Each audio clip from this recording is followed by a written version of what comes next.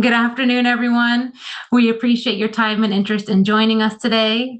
We will wait a moment while everyone gets logged into Zoom for our webinar.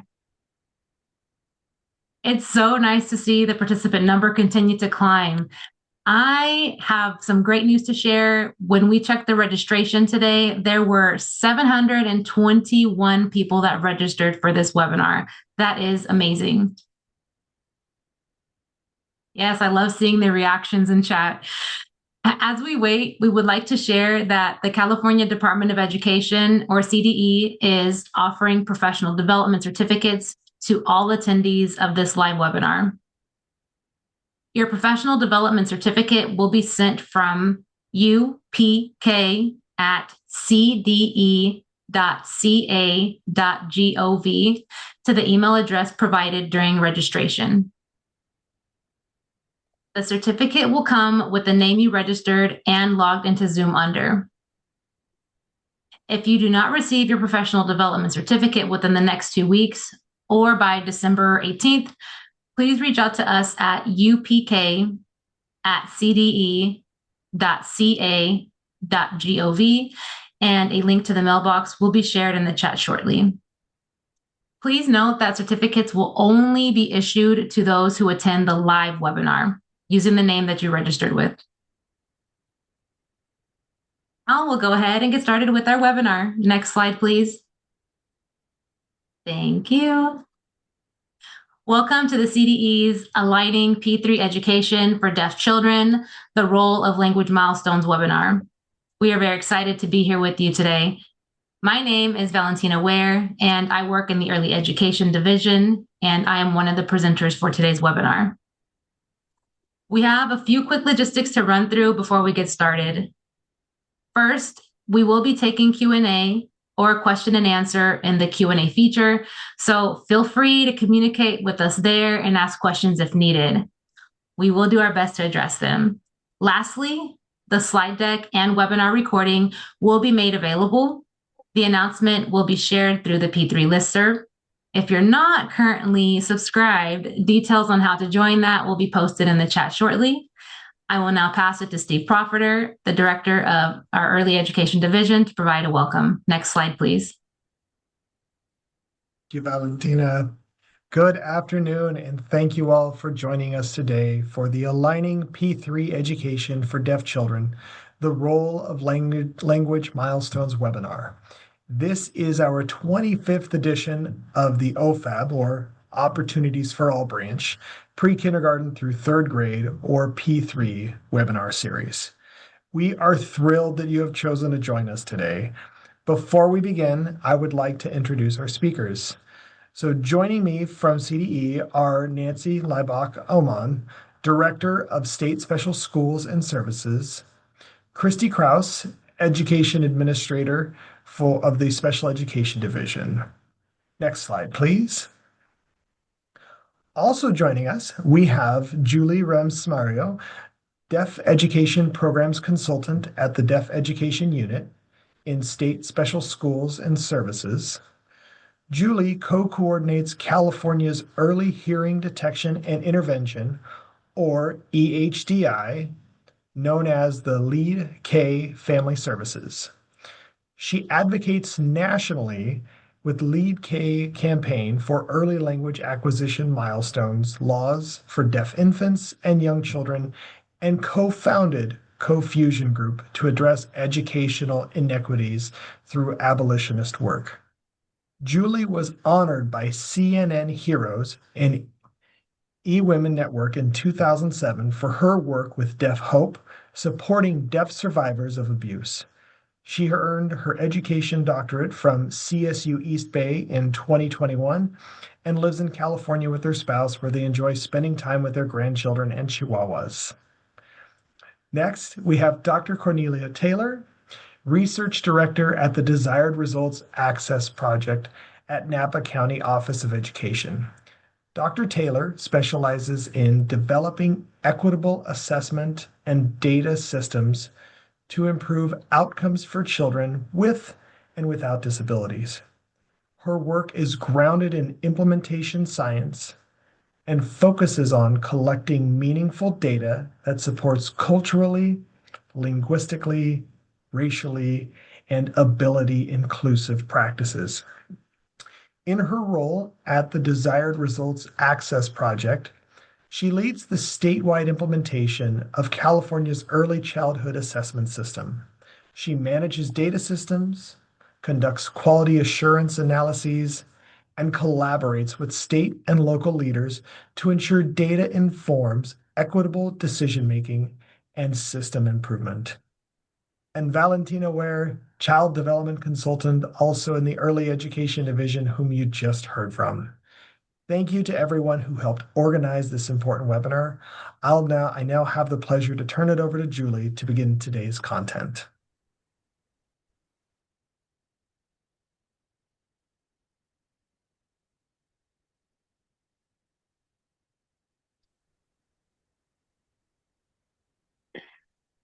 Thank you, Stephen.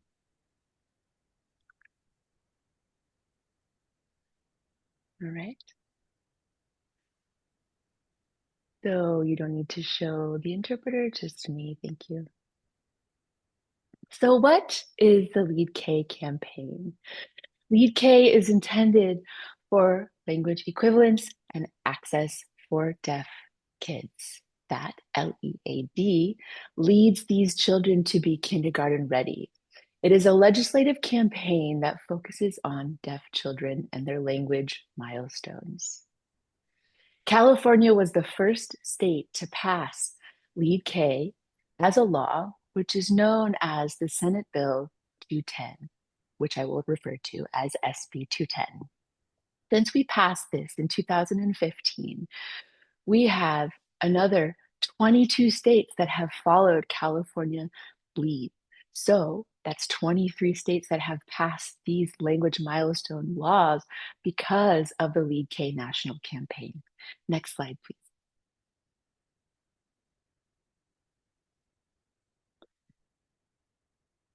So why is the Lead K campaign so important? It's because of language deprivation. Language deprivation often happens to deaf children because they do not have full access to language acquisition. What happens to children when language deprivation happens? This film will show that. Animated video has the following text. If a child does not have access to language, what does it look like?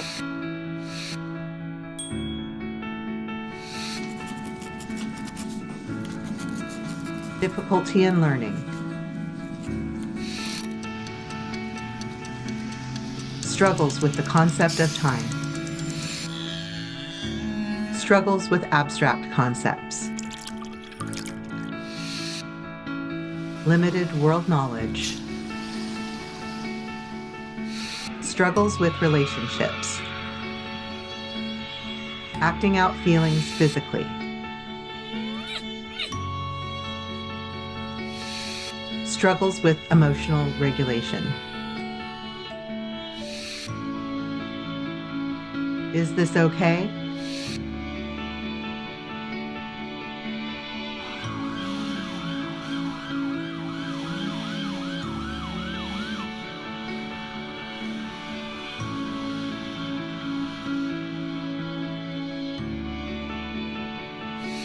It's not okay. Deaf children experience language deprivation every day. Hashtag language deprivation is not okay. Time to stop. So it's time to stop language deprivation. And the way we do that, one approach is through Lead K. It's one step to end language deprivation. And we do that through language milestones by educating parents and teachers about what to expect from birth to the age of 5 so that these children can be kindergarten ready. Deaf children are born ready for language, ready and primed. It comes down to the access, the lack of service, the gaps in understanding that cause language deprivation, which then ultimately causes their struggle to learn. For example, in this slide, This is the 2016 Legislative Analysis Office from the California State Report. This specifically talked about deaf and hard of hearing children. And what the data showed was based on the CalPADS database. They showed that 18% of deaf students are at grade level. And that's not because they're deaf, it's because they're not getting enough language services. They're not getting sufficient language services. So we needed to establish language milestones to track them to make sure they were ready to get to kindergarten to be able to read and write. That's why Lead K is so important. Next slide.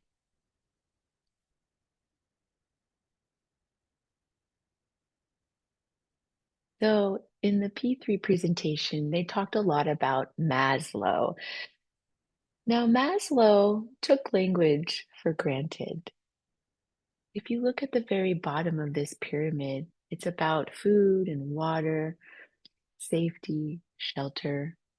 Language should have also belonged at this foundational section of the pyramid because language comes from birth. Language gives us the ability to communicate our most basic needs. Because if we don't have language, how are we able to communicate those basic needs? And without that foundation, then we struggle to move up in the pyramid to feel safe, for example. Because if you can't communicate, how do you feel safe? And if you can't communicate, how do you connect and feel like you belong as you move up into this pyramid? And then that self-esteem, if you don't feel like you belong, then you don't have self-esteem. And then you struggle ultimately with self-actualization. But that's all tied back down to that foundational section of that pyramid. You need language. Deaf children need language to be able to move up this pyramid and succeed in life. Next slide, please.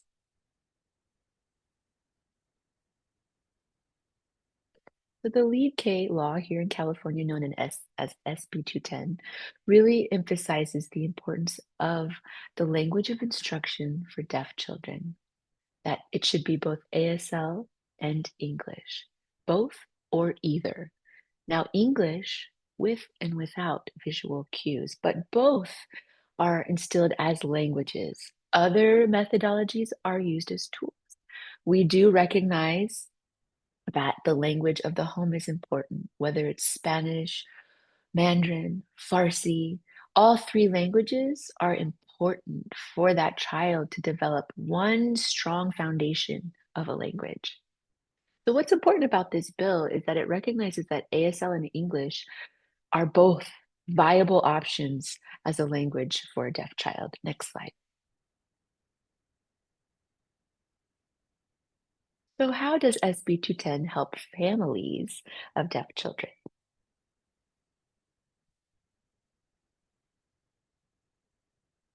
From birth to 5, it's a really crucial time for a child to acquire language. And the key word there is acquisition. The reason why is because the brain is developing. 90 to 95% of the brain is developed by the age of 5. So it's a crucial time. And then from the age of 5 to 8, that's from kindergarten until 3rd grade. Children are learning how to read based on that language foundation they acquired earlier in life. From 8 or 3rd grade on, children are reading to learn. So you can see how it builds upon each step and goes back to that foundational language part. A lot of deaf children are missing that language because they're missing out on language tracking, language services, and language support in those first 5 years. That is accessible to them. Next slide.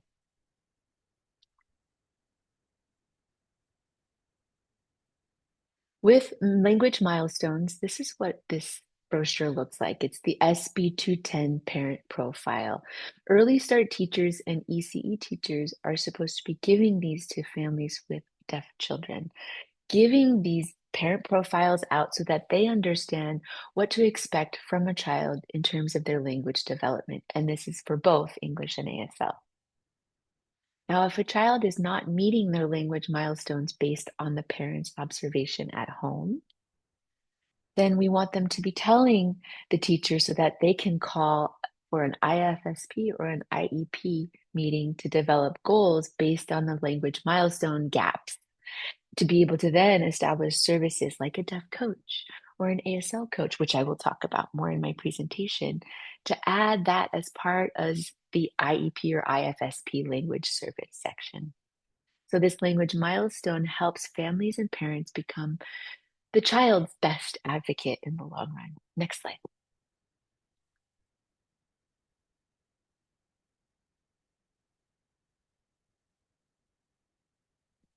So you are now going to become involved on the assessment based on the language milestones so that you know what to look for in a baby's language. And we have this for ASL and English, but just for this presentation, we're going to highlight ASL because a lot of teachers have asked me what ASL milestones look like. A lot of teachers know about the English milestones because we live in a spoken world, but they don't often see these ASL milestones. So I'm going to show them. So this is a 9-week-old baby. And we're going to go from a 0 to 3-year-old milestone, excuse the interval language milestone, to just for you to look and see what you see with the child. So we're going to look at a video and you're going to look for what a baby is doing as far as looking around, being attentive to people's faces, smiling at you, showing environmental awareness, and recognizing and responding to a person, movement, or light. So go ahead and show this video and see what you can see. Video is of grandmother holding a baby and signing the following. Yes, I'm funny. Grandma, can you sign grandma? Oh, you're so funny. So funny. Oh, funny. Say grandma. Can you sign grandma? Lifts her arm to help her sign grandma. Yes, that's how you sign grandma.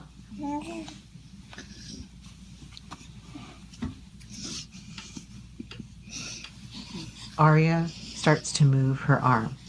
Grandma, yes, yes, that's it. Grandma, that's how you sign grandma. Aria raises her eyebrows as if she understands. Signs grandma. Yes, yes, that's it. Did you see that? Yes, grandma, yes. Oh no, I'm not going to force you. Okay, okay. Oh, oh my, so cute.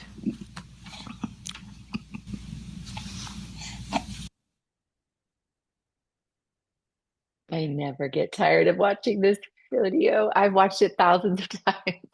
But now you can see how this child has met all of their language appropriate milestones. Now, if they are not meeting their language appropriate milestones, then we make documentation of that as their language goal.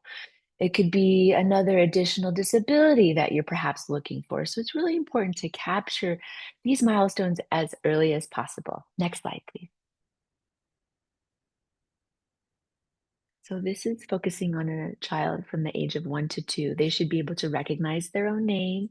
They should be able to use names to refer to others, their parents, their family. They can take turn in conversations. They can use exclamatory expressions. And they can ask questions like, why this? Why that? I'm going to show a quick video, just one moment of a toddler who's 18 months years old. The mother is hearing and the mother is learning sign language. So I'll show you the video now. Video is a little girl signing the following words. Blue car. Bicycle. Jump.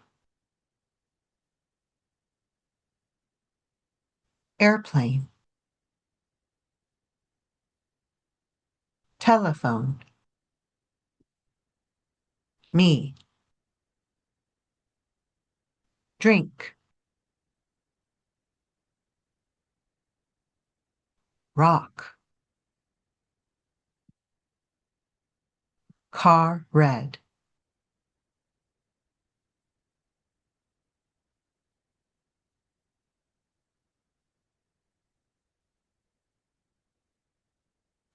Firefighter.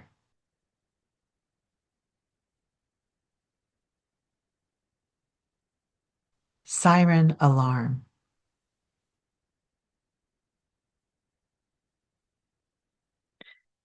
So this is an 18-month-old child, and she has met all of those language milestones that are appropriate for a child between the age of 1 and 2. Next slide.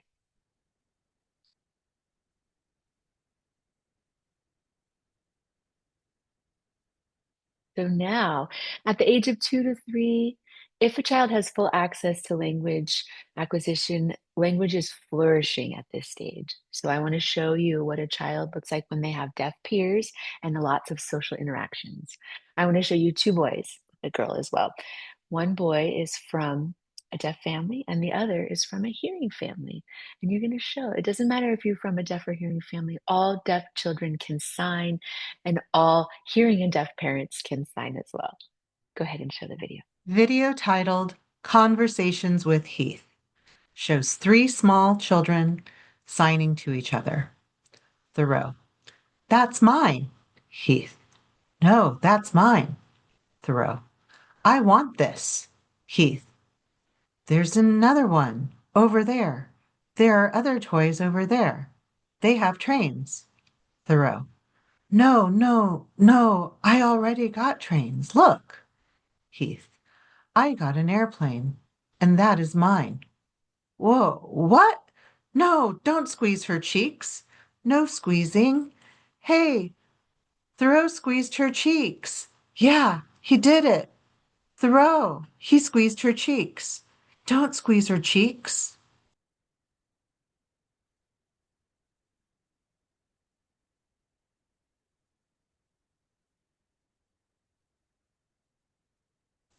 New scene.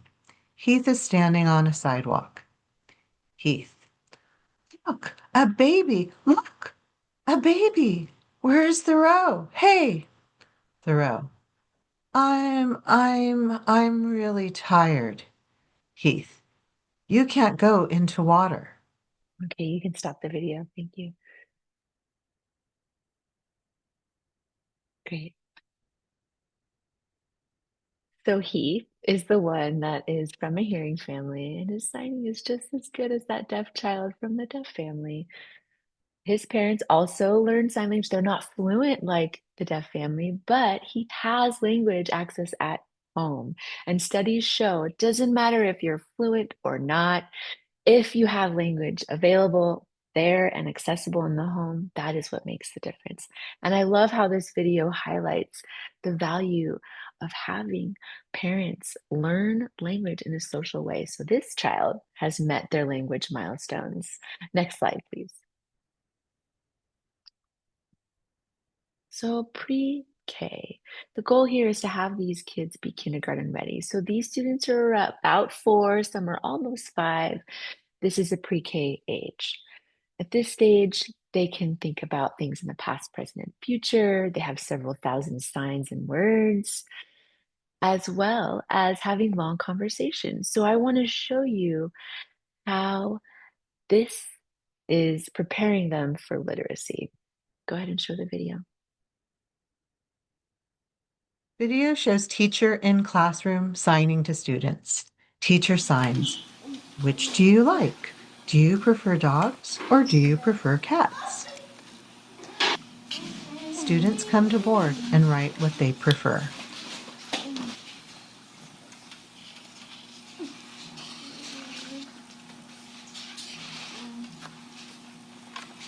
Student signs cats and dogs, both of them. Teacher signs. You can write this in 2 ways. CATSANDDOGS or BOTH. This means both. Which do you prefer? Student signs. I prefer Watch his finger spelling while he CATDOG. writes. Teacher signs. One hand finger Okay, spelling. that's fine. Student writes cat and dog. So finger spelling serves as a bridge from understanding and transferring that understanding to English, or going from sign language to English. This is an example of a biliteracy approach and having a bridge between those two languages. It's only possible when that child has a strong language foundation. And for this child, it was sign language. Next slide.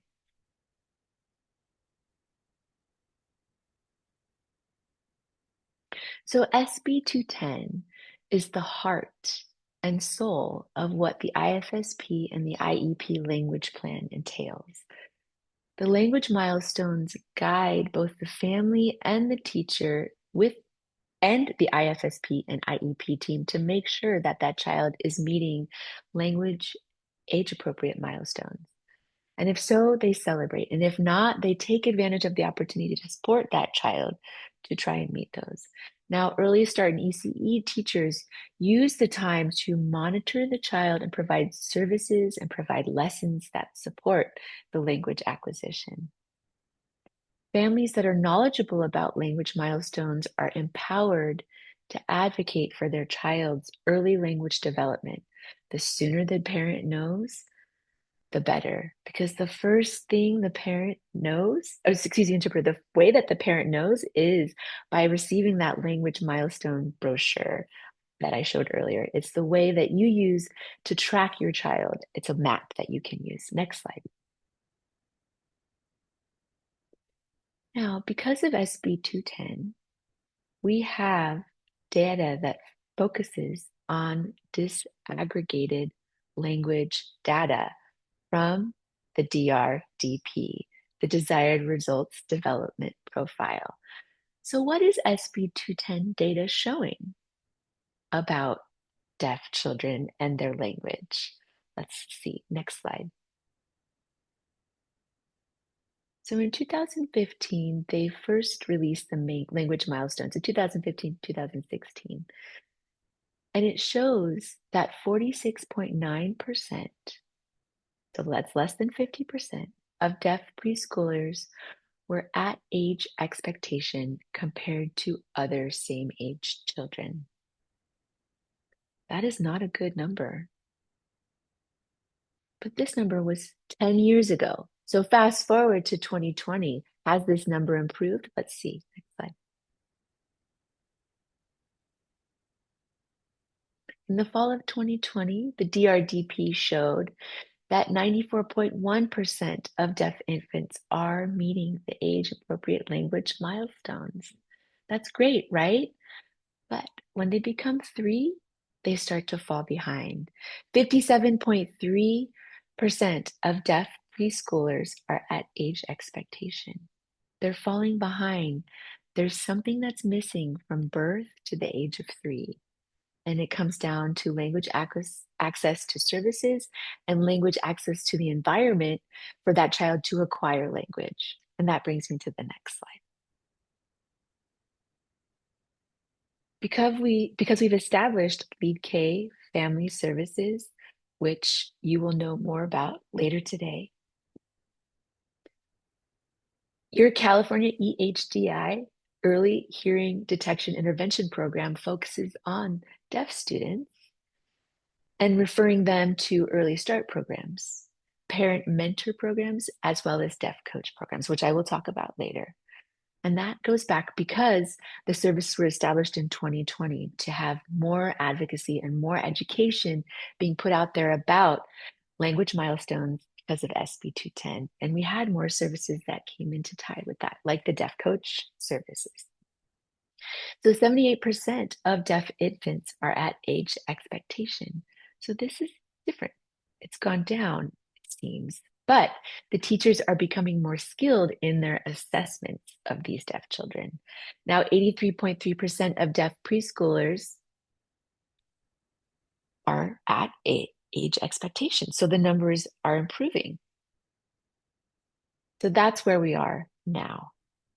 That's why data is so important. Next slide.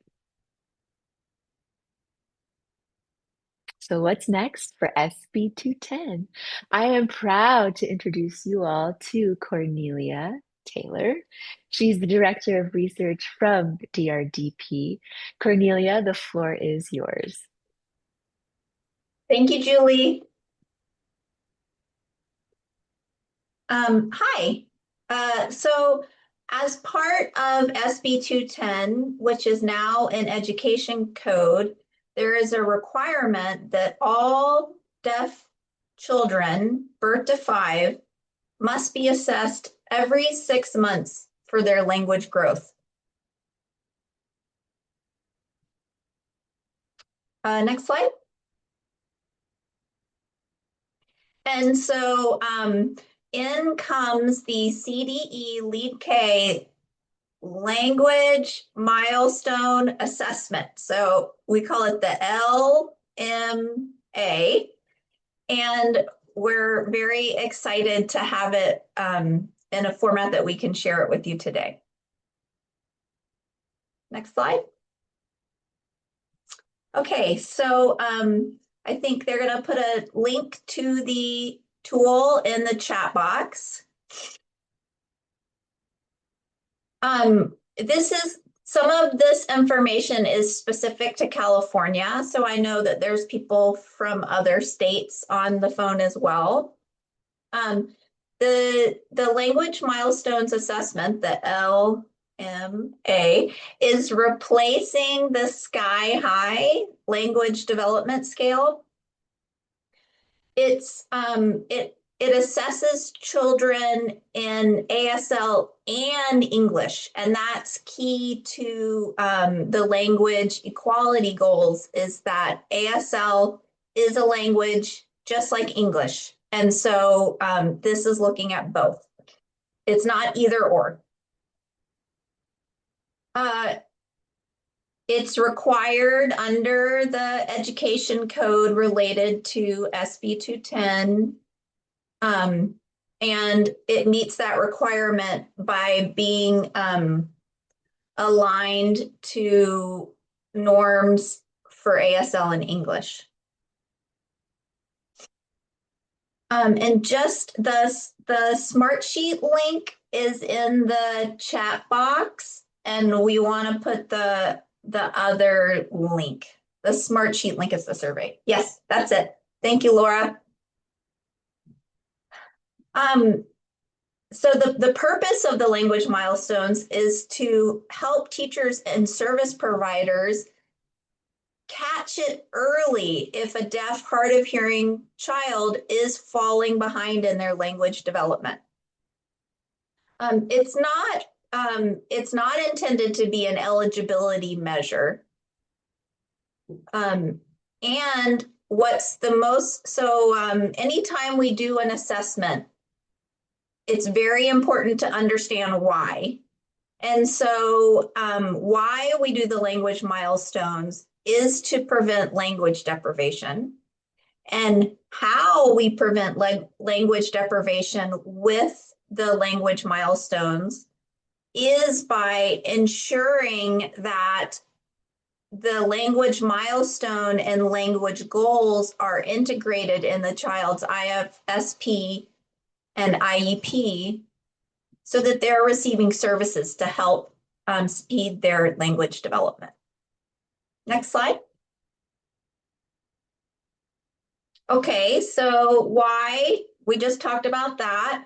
When in California, because this is required under education code, we require that the language milestones be submitted February 1st for the fall and July 1st for the spring.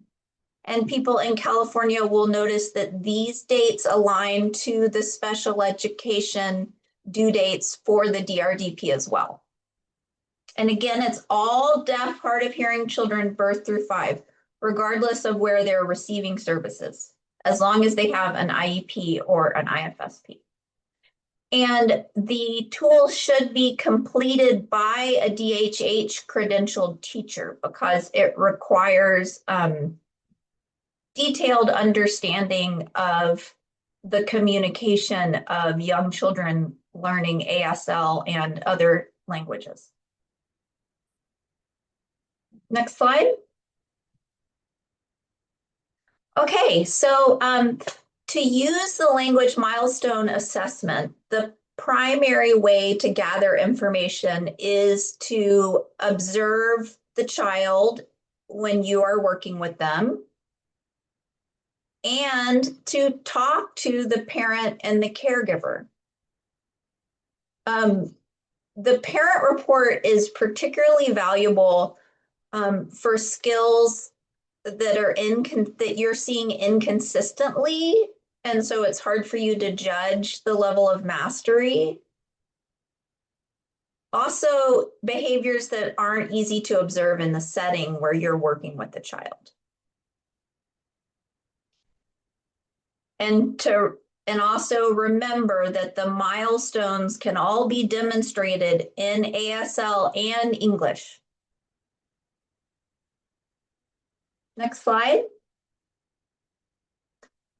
So as you guys will remember from earlier, there is a requirement that the language milestones be age referenced. And so the way that this was accomplished was to create 5 different forms, and each form covers 1 year of language development. So when you administer the language milestones, you will see that within each form, the items are arranged from the earliest to the latest developing skills within that age band. Next slide. And this is, again, California specific about how we need providers to share their assessment results with the Department of Ed. So we recommend that you download and complete the language milestone form for that child's chronological age. And then you go to the online survey, you click on the survey associated with that child's age. So you click a baby if it's a baby, you click a 5-year-old if it's a 5-year-old. And then you complete the survey and submit it. Okay, next slide. So this is just showing you what the 5 forms are that you'll find at the box link that Laura put into the chat. And then there's also a form that includes all 5, which providers have said is very helpful so that parents can see where children are going. Next slide. For each of the items, you will mark if it's consistently demonstrated, so shown across situations and people, inconsistently demonstrated, which means it's rarely shown or it's only with some people, or if the skill isn't observed. And for scoring purposes, just remember that we count consistently demonstrates, and then inconsistently demonstrate and does not demonstrate. Both don't count towards the score. So those are more important for you in tracking the child's progress from one assessment to the next and seeing, were they inconsistently demonstrating it and now they're consistently demonstrating it? Or were they inconsistently demonstrating it and now they're not demonstrating it? So it's a way to see how children are making progress. Next slide. Okay, I'm not going to go through this in detail because these are just the child and service provider variables that are required when you submit the form to CDE. And so it's basically just there so that you make sure you have all this information before you go to enter the survey. Next slide. This is a picture of the screen where the data are submitted. And like we said, you just click the age band and enter the data. And then you see the exclamation point in the triangle. You have to enter the whole form in one session because we're using Smartsheet. It won't save it and let you finish entering a form in another session. So it's important to have all the information before you sit down to enter it. Next slide. Okay, so this is just walking you through the steps before you submit. So you print, you complete the items, you click the icon for the checklist, you enter it, and then you click submit.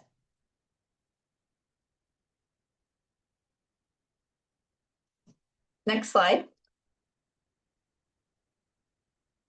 And then again, please click submit. Thank you. Okay, next slide. Okay, Julie, I think this is the end of my section and I am passing it back to you.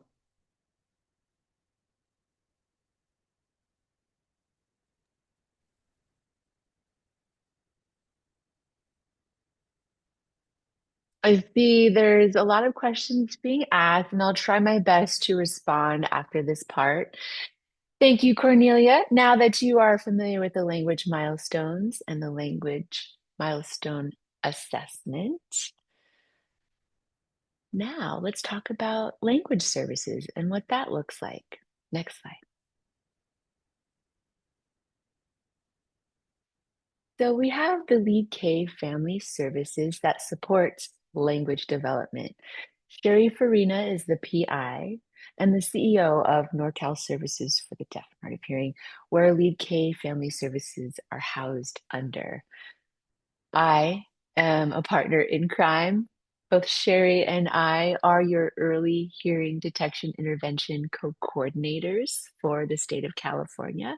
So we are your go-to people when it comes to language services. And then finally, on the right, Cheryl Bella is the Lead K Family Services Program Coordinator. She's responsible for referring and supporting parent mentors, as well as supporting the deaf coaches that work with our families. Next slide.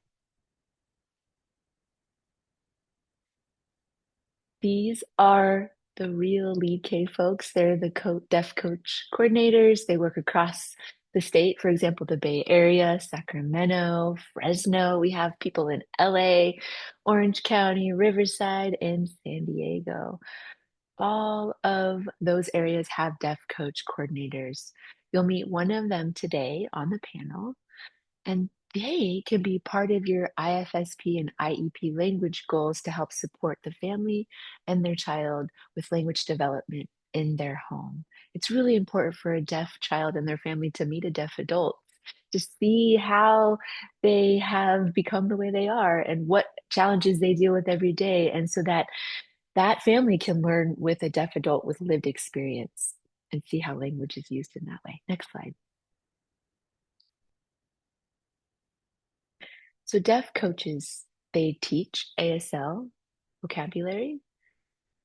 They model the use of sign language and how visual communication can happen. For example, reading a book with a child. With hearing children, you have a certain way. With a deaf child, there's a different way to maintain eye contact and the visual, the way being able to see the book together. There are learning strategies that you can apply at home that can be taught by a deaf coach. Sharing experiences, sharing about the general life experiences of deaf people and how they navigate in a world made for hearing people. We drive, we have homes, we're educated, we have jobs. It's really important for families to see that and to see how all of our successes are tied back to having language. Last but not least, equally important is introducing families to events in the community, connecting them to resources, connecting them with other deaf and hard of hearing adults. Next slide.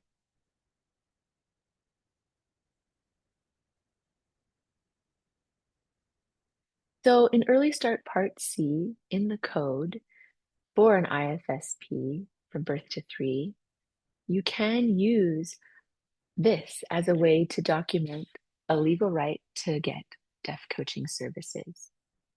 You can take a picture of this. I'm also putting this in the chat for you all to use in your IFSP and IEP meetings to establish language service goals, as well as fund the hiring of a deaf coach to work with your families. Next slide.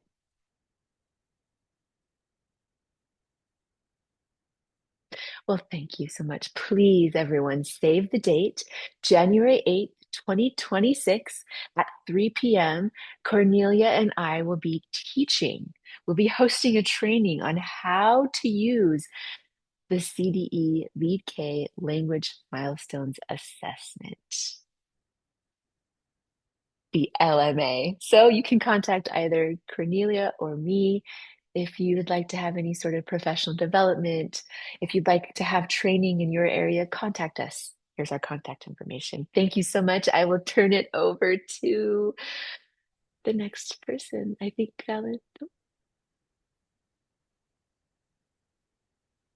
Christy. Thank you, Julie. So I'm going to talk a little bit about the DRDP, which is the Desired Results Developmental Profile. A lot of people know it as the DRDP. The DRDP uses observations in children's skills and everyday routines and activities to measure their developmental and learning progress. It guides teachers, parents, and others in understanding children's strengths and needs, which provides information to teams for IEP goal writing, as well as instructional planning. It is completed twice a year through a collaborative process in order to have the most complete picture of a child. All who are involved in the children's learning will participate in providing feedback for this authentic assessment. This includes parents, classroom teachers, and specialists. The CDE uses the DRDP to monitor the outcomes of children with and without disabilities. Various programs, including the California State preschool programs and licensed childcare programs, utilize the DRDP. It is required for children birth through 5 years of age, funded from CDE with IFSPs and IEPs. The data from the DRDP is used for reporting the Federal Office of Special Education Programs. Next slide, please. The DRDP is currently undergoing a revision to align with the Preschool Transitional Kindergarten Learning Foundations, or the PTKLF, as well as ensuring accessibility for all students. We're very excited about this revision. It should make the DRDP a more powerful instrument. The DRDP has 8 different domains. The domains include approaches to learning, social and emotional development, foundational language development, English language development, math, science, physical development, and health. The foundational language development domain assesses the progress of all children in developing foundational language and literacy skills. These skills can be demonstrated in any signed or spoken language and in any mode of communication, including AAC devices. The Language Milestones Assessment is a comprehensive assessment of receptive and expressive language that can be used to help assist in completing the foundational language development measures in the DRDP.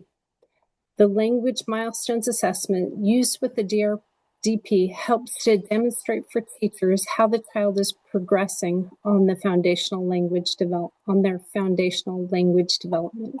Next slide, please. So here are some examples of the DRDP and the language milestones. The examples demonstrate some of the similarities of the DRDP and the language milestones and demonstrate how the language milestones can be used to assist the DRDP completion. You can see on there that both the DRDP and the language milestones have expressive language. There's a little difference in some of the terms for the DRDP, the category that's building earlier. is the same category in the language milestones as 3 to 4 years. But you can just see how they're very similar, but the language milestones really helps build a more comprehensive assessment for the DRDP. Now I'll pass it to Valentina.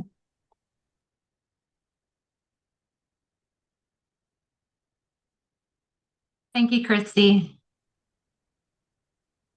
All right.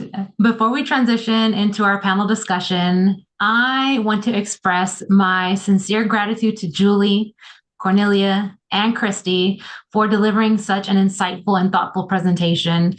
Your discussion on aligning P3 education for deaf children while considering language milestones and the DRDP was incredibly valuable and is definitely shown throughout the Q&A. There have been lots of thoughtful questions in there that we're doing our best to address.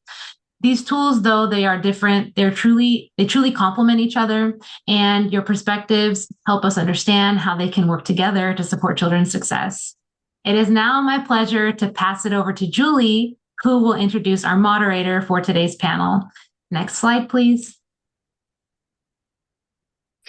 Thank you, Valentina.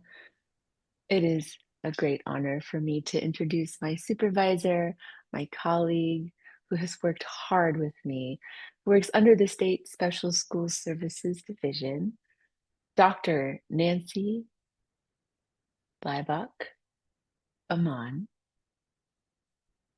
is supervising 3 state special schools, including 2 schools for the deaf in California in Riverside and Fremont, as well as the California School for the Blind, CSB, as well as 3 diagnostic centers, North, Central, and South. She has many impressive things that she's done in her background. I have a note here about her impressive background. She is from originally, guess where? New York City. While she walks so fast, I have to chase her. She's a very fast walker. She earned her bachelor's degree in government from Gallaudet University. She also got her master's degree in administration from Gallaudet University. She has a PhD in biliteracy and reading from the University of Arizona. She was also started her career at the Arizona State School for the Deaf and Blind, where she served in many roles and eventually became assistant superintendent.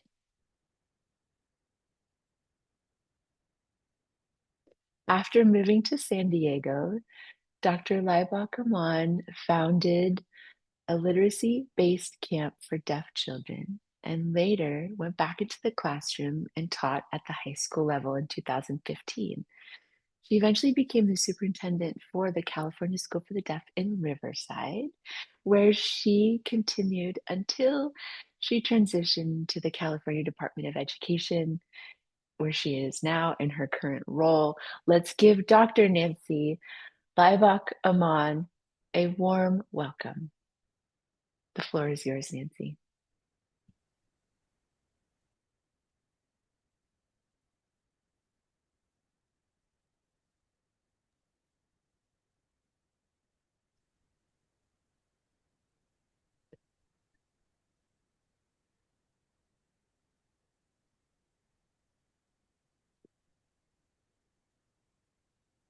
I'm sorry to interrupt. The ASL speaker, we need you to voice, please.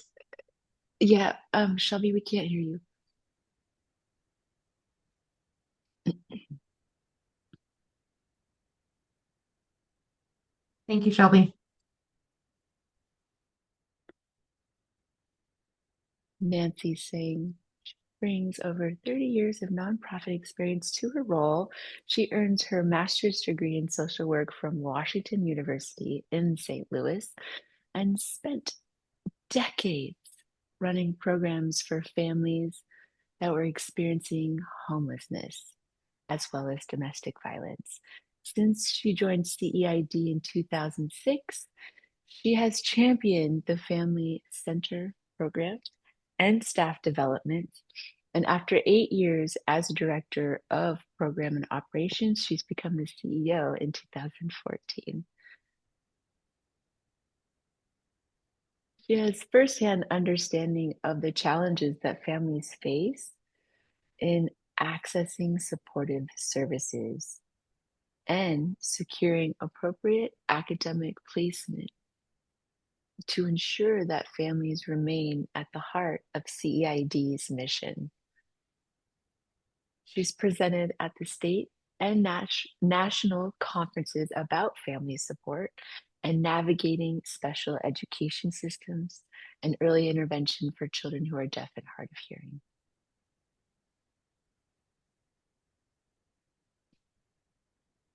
Our second panelist is Dr. Michelle Berkey. She's worked for over 30 years in programs within the deaf community. Deaf Berkey currently works at the California School for the Deaf, Fremont, as a principal of early childhood education. She has a teaching credential for DHH as an educational specialist in multiple subjects. She completed her PhD studies in speech, language, and hearing science from the University of Colorado in Boulder.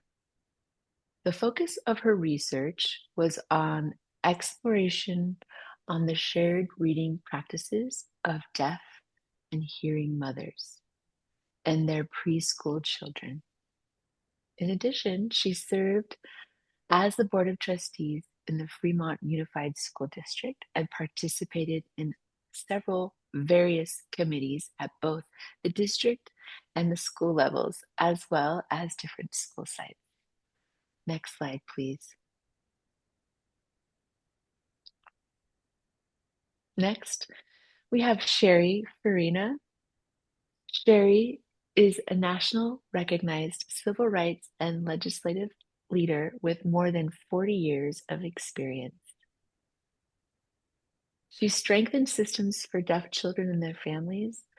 As the CEO of NorCal Services for Deaf in Sacramento, she has led statewide advocacy work and services that centralize the deaf community as experts. She also serves as the principal investigator, or the PI, for the Lee K Family Services as a center for an early intervention center through a federal HRSA grant, federal HRSA EHDI grant. She also supports CDE's Lead K Language Milestones assessments. Sherry co-founded the Lead K campaign, which began in California, first in the nation. We have a lot of pride here in the state about that. California became the first state to pass SB 210, which was based on statewide language milestones for deaf children, and 22 states have since followed suit and passed their own Lead K laws. Their leadership continues to shape policies in early childhood systems to ensure that deaf children have full access to early language in ASL and English. Our fourth panelist, we have Devana Johnson as a deaf adult who uses ASL and total communication. Devana brings both professional expertise as well as lived experience to her work. She has spent 10 years at CEID, including 5 as a deaf coach coordinator. She's dedicated to supporting and empowering families with deaf and hard of hearing children. She's currently continuing her education at Gallaudet University with a focus in deaf studies, deaf education, deaf studies. She works with DHH children, and that fuels her growth as an advocate and an educator. She has a commitment to strengthening family relationships and ensuring that they feel supported throughout their journey, including in her role Included in her role at CEID, she works with Lead K to advance early language access for deaf children and serves as a board member for the local deaf association, fostering community relationships and highlighting that. Next slide, please. All right, all four of them are here in the room with us.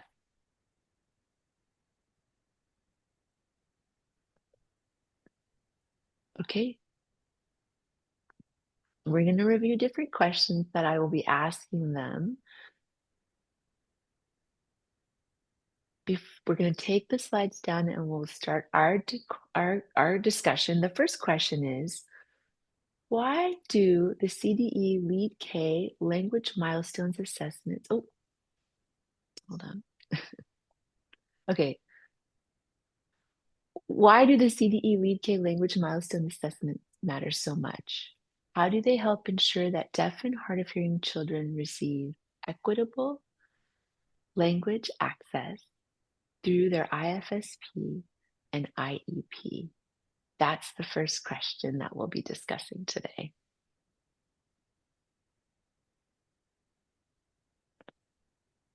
Anyone want to start us off and answer that question?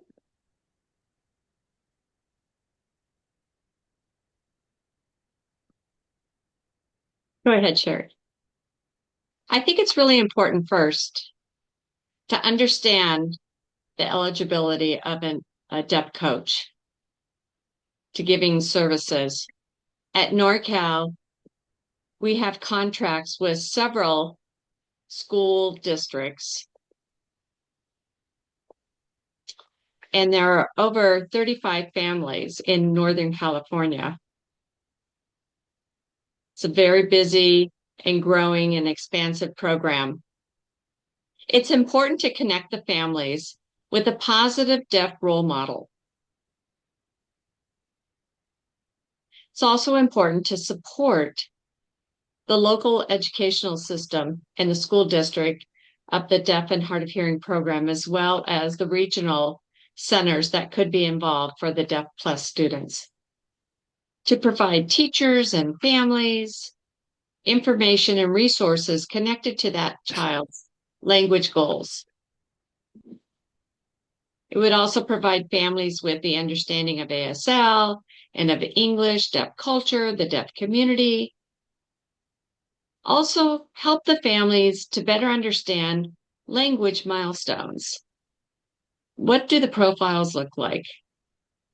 Also working with the teachers who are making those assessments of that child as to where they're at, and be able to share that information with the deaf coach to be able to develop different ideas and activities that would specifically pertain to that child's milestone and for their families. Thank you for sharing. Michelle, I saw your hand. Thank you. And related to why it's so important, I come from a long time history. I've been around a long time, as well as historically, there's a lot of lackage of data. We have a little bit of what doctors show what's important of early language access, but we don't have a comprehensive look at the data over a long-term study. So I think that it's really exciting that we are finally starting to collect the data for the whole state of California, rather than just having bits and pieces of the information. And that really can give us a total picture of how our deaf and hard of hearing children are progressing and developing throughout the state. And most importantly is that that data will show us what? Action. What's happening with the information. So it's really exciting. Yeah. So I think that kind of goes back to data, like you said, Michelle, the power of data. It's so important because it will help you all, right? That type of data will provide the support in writing those IEP and IFSP goals. Is that true for you?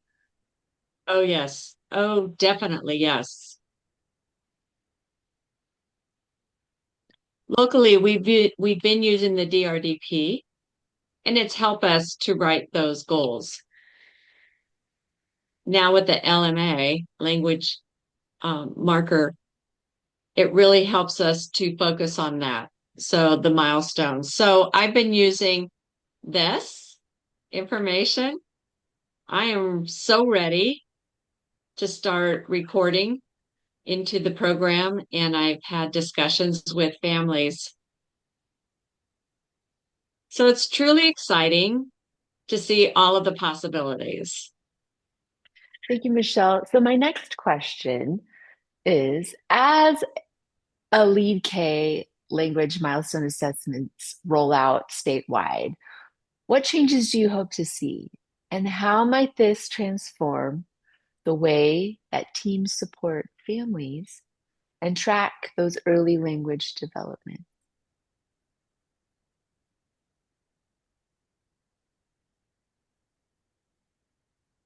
Jerry, go ahead. And then Cindy after that. We're hoping to see a transition, teachers using the language milestone assessment to identify specifically where a child's language development is currently, and then be able to maybe figure out where the child is functioning in terms of language goals. The deaf coach could work with the families at their home, in their environment, using language that's used in the home. And all of those areas can be touched upon that would be important, that would be put in the IFSP or in the IEP. Cindy, do you want to add a little bit to that? Yeah, please go ahead, Cindy. An interpreter, please. Yes. Yeah, I think, Sherry, those are excellent points. I think my hope, right, is for this to become a universal tool. So everyone knows about it. It's accessible to all providers that a young child and a family comes in contact with, from those in the medical arena and obviously through our school systems. And the parent guide provides a great amount of information for families to also be able to know, to expect language access and strong language development for their child. And all of us should be able to look at the assessment, the LMA, and the parent guide and be able to talk about where our children, where are their gaps, where do we want to make sure that they're getting more support and services, and how do we as a community do that? So I'm really excited to have an improved tool, and one that hopefully will be widespread and well utilized. Thank you. Michelle. Oh, I agree totally, Cindy, with what you and Sherry have both said. All along, I think families often have been told, oh, language delay, that's because they're deaf. There's no reason why a deaf child should have language delay.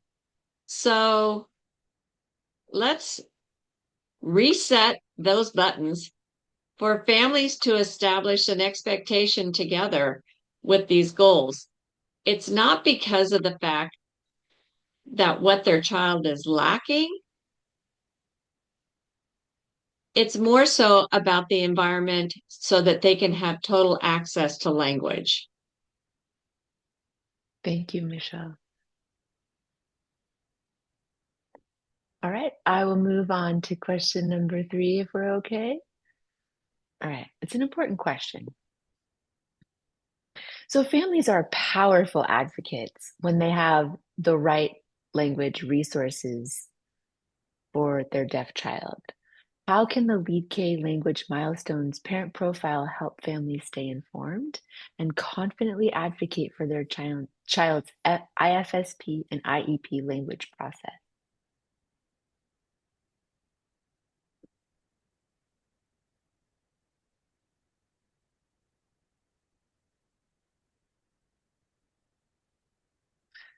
Savannah, you work with many, many families. Do you have any thoughts? Yes, I really use the parents as a guide for the IEP. We have a lot of discussion with the families about what they've noticed as far as gaps in language or their signing. And we bring that information to the IEP team. We talk about their concerns, access to education being chief among them. And that's really my role to support with that. Thank you for sharing. Any other thoughts from anyone else?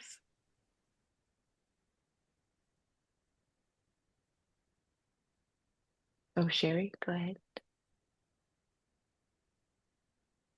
Yeah, I agree with Devana. Really, it's really important for the families to learn the variety of resources that are available out there. I know that CalEd is an organization that has an abundant resources that we're willing to share, as well as the deaf access agencies. There are 8 throughout the state of California, provide any and all of that information for services and advocacy for the families. They will go with them to their IEPs or IFSPs. And through all of that, the parents can then learn more and more information that will help make them make informed decisions to ultimately what they want. As well, it's important for the parents to know that the law requires language from 0 to 3, and the deaf coach services can help cover that gap in their IEP or IFSP. I know some people worry about the transition from Part 3 C. on. Yeah, part C to B. Thank you for the support at the deaf coaches.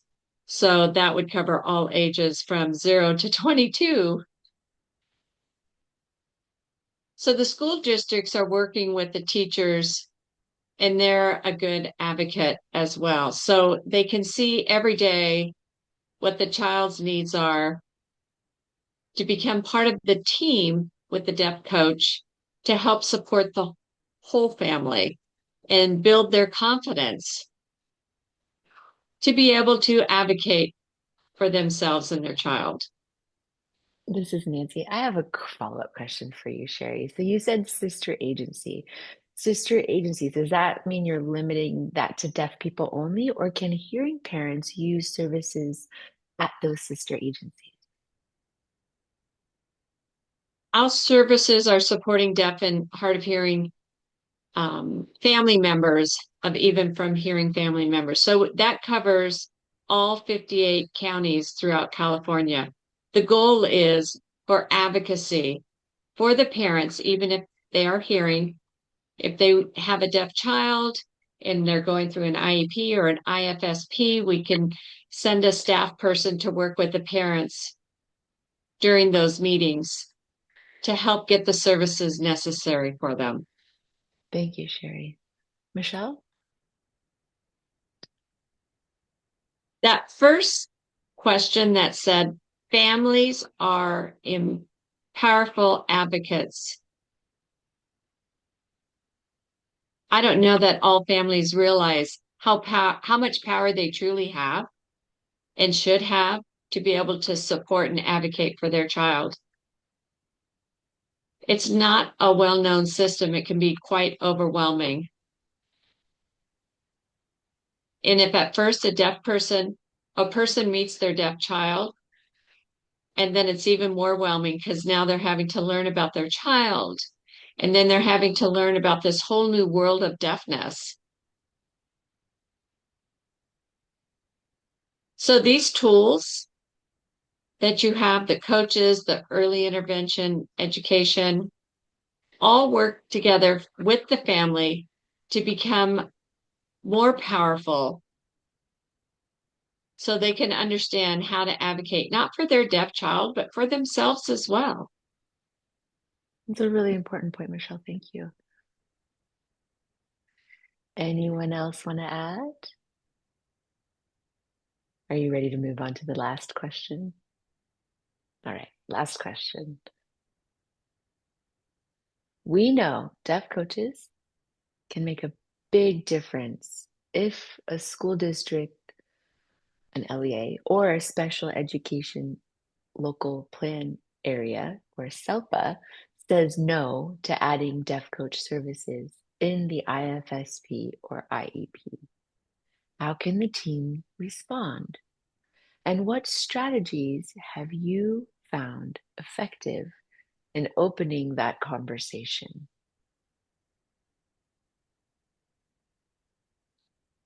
Cindy. I can start. I think I will say in general, when our team has been able to convey how critical and important it is for children to have a deaf adult and a deaf coach in their life, we've found that school districts understand that benefit. So we do all of the things that you do to set something up for success. You want to, identify the need. If there's a language need, you want to tie that to an outcome in an IFSP or a goal, which then hopefully can tie it to the service of deaf coaching. It's evidence-based practice. I think that's important to remind school districts and LEAs of. There's a lot of research that shows not only the impact on a child, but the impact on a family, their understanding of not only learning language, but um, the joy and the cultural gain of being a person who is deaf or hard of hearing. It's so important for families, particularly of hearing with hearing parents, to understand that and to have that cultural understanding. And a deaf coach can bring that to them. So there's so much kind of evidence and research that shows how important and critical that is. So I think that fits with what IFSP and IEP teams need, and being able to make sure that the whole team knows that, and also know that the deaf coach also can continue on. Devana has been a coach with a child under the age of 3, then has actually been the continuity for that child when they turned into Part B and having an IEP. And she was able to be like kind of a consistent support person for that child and that family, and then the receiving district. And of course, all of the support that deaf coaches provide that really enhances education services. So I think once districts understand how much of an incredible support it is, not only to their team, to the family, but most importantly to the child, we've been able to advocate for it most of the time.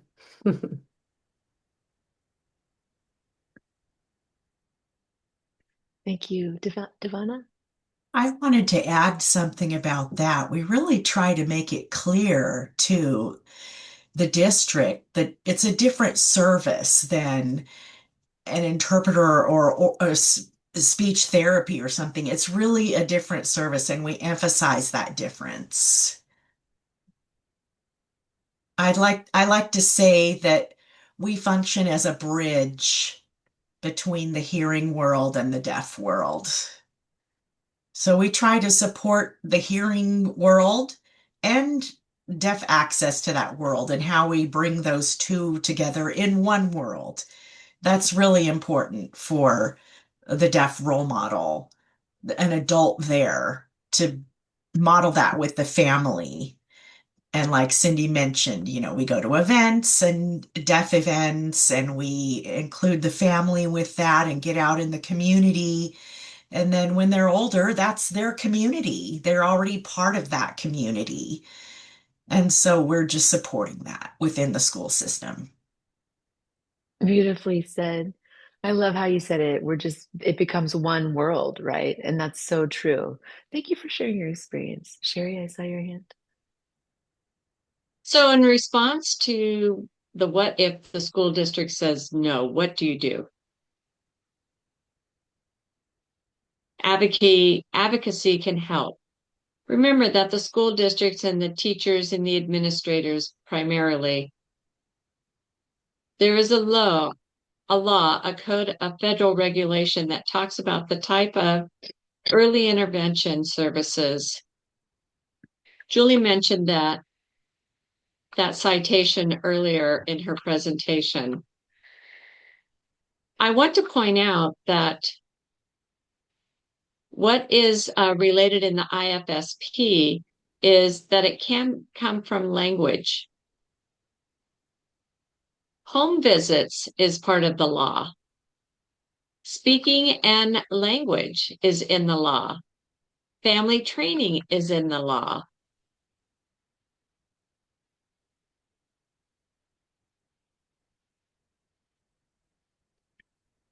It's important also to know what to put down as a teacher. That would help. So the administrators can help understand it a bit better. It's an example of what a teacher or a service coordinator could write in for the family, such as the child's family will learn ASL from a fluent native ASL user at the time that the family can learn together with their child and meet the language milestones and competency to make it a time specific, maybe a weekend or evening times, 1 or 2 times a week, or maybe a month. And or it can be written in, the family will have support from a deaf adult to provide information about growing up as a deaf person using technology, hearing aids, devices, cochlear implants, videos, calls, fire alarms, all of these various systems that a deaf that is involved in a deaf life, and so that they can function in the deaf community, as well as maybe write in that the child will have a deaf adult role model to develop positive self-esteem and healthy identity, and to be successful in knowing that the deaf child can see other adults using sign language who wears a hearing aid or cochlear implant. And lastly, I want to emphasize that it is so important for the school district to understand that the deaf coaches are professionals. They work with teachers on language goals and milestones. Our deaf coaches must pass a background check through the DOJ, Department of Justice, on each individual that is hired. It's just not anyone that's pulled off the street. They have to be able to communicate well and fluently and have a good rapport with the family. Be committed to going to every meeting, whether it's weekly, what time that is agreed on or scheduled. And our deaf coaches also provide teachers with the report after each session, so that the teachers can follow up and know that if there are problems that are arising during the visits, they'll know how to follow up with that. So there are many things that we require of our deaf coaches. It gives you a general idea of the professionalism expectation. The school district gets funding from a variety of sources. I know with PCOE, they get monies from the Department of Health or hospitals, something of that. They receive some funding, as well as Elk Grove Unified School District is now currently has a family and community engagement fund. FACE is the acronym for that. And that helps to do fundraising for all of their deaf coach services in the district. Is pretty amazing. Other school districts have similar type funding. Some school districts have a budget, have a lot of money in their budget, so they're able to take from that. It's a residual that they use to help pay for those services. Why is that? Because teachers value and know that it is so important for early language milestones and to be acquired for that deaf child. So many children in the classroom have so many issues to be dealt with. Absolutely. Thank you so much. This has been such a wonderful panel. I learned something new. Every time I meet up with you all, I learn from the experts here in early childhood education. Thank you for all the work you do every day with families and children. Thank you all. All right, I would like to move on to the next slide, please.